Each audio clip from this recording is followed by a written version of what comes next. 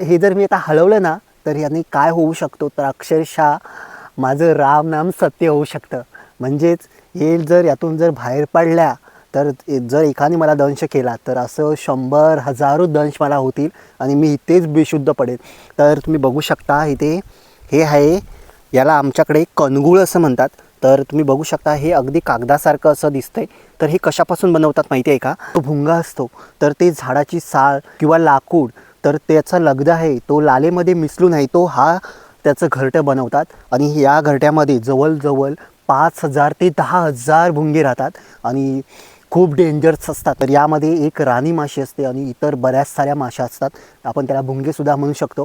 तर याचं ही घरटं आहे ना, ते एक विशिष्ट पद्धती असते. आतमध्ये जशी वेगवेगळ्या प्रकारची रचना असते. अळ्या वेगळ्या असतात इतर माशांसाठी राहण्यासाठी. म्हणजे जसं आपलं घर असतं, जशी आपली इमारत असते, आपलं बाथरूम असतं, किचन असतं, बेडरूम असतं, हॉल असतं, तशाच प्रकारे या घरट्यामध्ये त्यांची रचना असते. तुम्ही इकडे बघू शकता.